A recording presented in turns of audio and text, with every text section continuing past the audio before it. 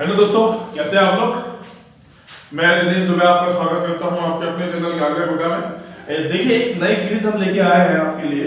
काफी दिनों से वीडियो नहीं आ रही थी, उसके लिए मैं माफी चाहूंगा, लेकिन एक नई सीरीज हम आपके लिए लेके आए हैं स्टैटिक जीके की। जितने भी आपके 14-15 आपकी जो बुक्स है आपके जीके की, उसमें सब में से स्टैटिक जीके हम आपके लिए लेके आए हैं इंपोर्टेंट। जिसमें पहला जो हम स्टैटिक जीके में लेके आए हैं आपकी हिस्ट्री से, मॉडर्न हिस्ट्री से हम लेके आए हैं। और मॉडर्न हिस्ट्री में आपके जो प्रमुख कथन थे, जो लोगों के द्वारा, जो इंपोर्टेंट व्यक्ति के द्वारा कहे गए थे, उनको हम आज करने वाले हैं। इनमें सबसे पहले देखिएगा, सबसे पहले अकबर की जो कथन थे, अकबर ने क्या कहा था वो देखिएगा।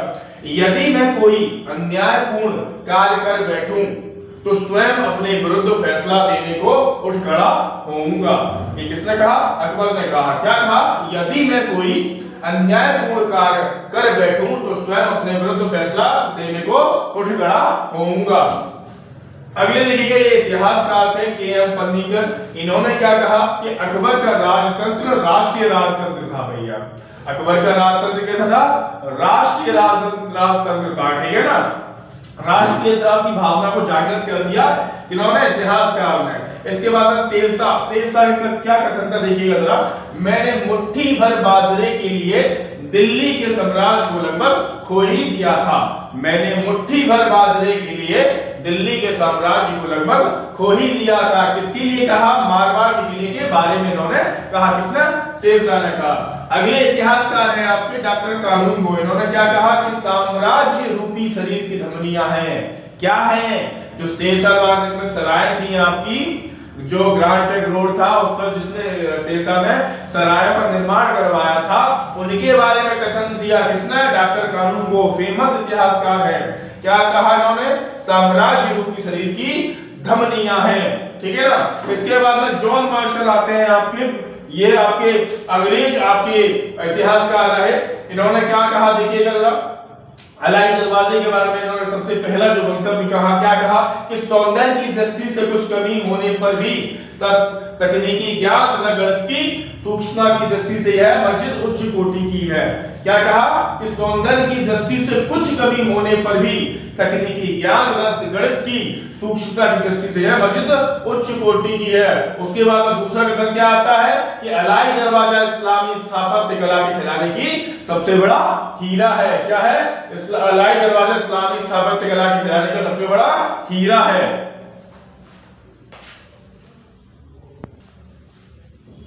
अगला देखिएगा, अगला है आपका जियाउद्दीन बर्नी। ये भी आपके इतिहासकार थे।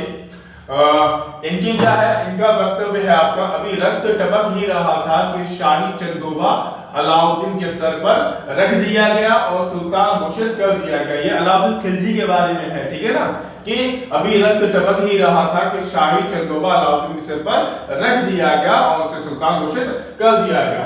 इसके बाद में देखिएगा, ये हमारे आधुनिक भारत के मोहम्मद इकबाल है कि सारे जहां से अच्छा हिंदुस्तान हमारा, ये लिखने वाले थे। इन्होंने इनका मंतव्य क्या है कि नेहरू देशभक्त है और जिन्ना राजनीतिज्ञ है। नेहरू देशभक्त है और जिन्ना राजनीतिज्ञ है। किसने लिखा? मोहम्मद इकबाल ने लिखा। अगले देखिएगा, टीपू सुल्तान है और इन्होंने क्या कहा कि शेर की तरह एक दिन जीना बेहतर है, लेकिन भेड़ की तरह लंबी जिंदगी जीना अच्छा नहीं है। शेर की तरह एक दिन जीना बेहतर है, लेकिन भेड़ की तरह लंबी जिंदगी जीना अच्छा नहीं है। इसके बाद में बात करेंगे सिराजुद्दौला। ये आपके बंगाल के नवाब थे। इन्होंने क्या कहा कि मैं अंग्रेजों को समुद्र तक खदेड़ सकता हूं पर समुद्र को सुखा नहीं सकता। मैं अंग्रेजों को समुद्र तक खदेड़ सकता हूं पर समुद्र को सुखा नहीं सकता। कार्नवालिस की बात करेंगे। हिंदुस्तान का हर निवासी भ्रष्ट है। हिंदुस्तान का हर निवासी भ्रष्ट है। ये किसने कहा? कार्नवालिस ने कहा। देखिए अगला देखिए, गांधी जी, इनका क्या मंतव्य था? मैं देश की बालू से कांग्रेस से बड़ा आंदोलन खड़ा कर दूंगा, ठीक है ना। ये भारत छोड़ो आंदोलन का मंतव्य था, उसी टाइम पे उन्होंने बोला था।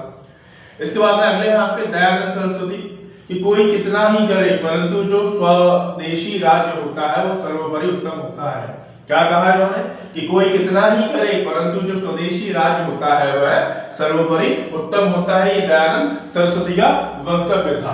इसके बाद आप क्या आते हैं? बाल गंगाधर तिलक। इन्होंने क्या बोला कि स्वराज मेरा जन्मसिद्ध अधिकार है और मैं इसे लेकर रहूंगा। स्वराज मेरा जन्मसिद्ध अधिकार और मैं इसे लेकर रहूंगा।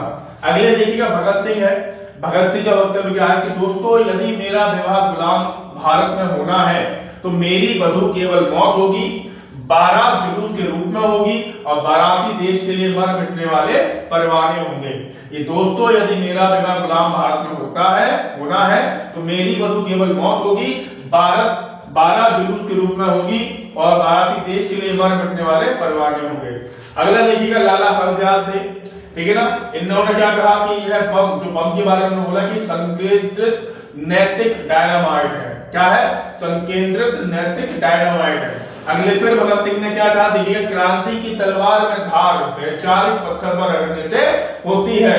क्रांति की तलवार में धार वैचारिक पत्थर पर रगड़ने से होती है। अगले देखिए सिया दास है, चित्तरंजन दास है। इन्होंने क्या बोला कि समूचा भारत एक विशाल बंदी गृह है। समूचा भारत एक विशाल बंदी गृह है। किसने कहा? सिया दास ने कहा। और नेहरू ने क्या कहा भैया, देखिए जवाहरलाल नेहरू ने, मैं स्वभाव से ही समाजवादी हूँ, मैं स्वभाव से ही समाजवादी हूँ, जवाहरलाल नेहरू ने कहा। ये आपके इंपॉर्टेंट वक्तव्य है जो आपके एग्जाम में पूछे जाते हैं, ठीक है ना। ऐसे ही और भी वीडियो कंटिन्यू रहेंगी आपकी अब आगे से। तो आपको क्या करना है, आपको सबसे पहले आपको व्यूज बढ़ाने हैं, लाइक करने हैं और आपको सब्सक्राइब करवाना है चैनल, ठीक है ना। आपको आपके एग्जाम के लिए और मोस्ट इंपोर्टेंट वीडियो आपको ऐसे आगे मिलेगी, ठीक है ना। तो पढ़ते रहिए, बढ़ते रहिए। धन्यवाद।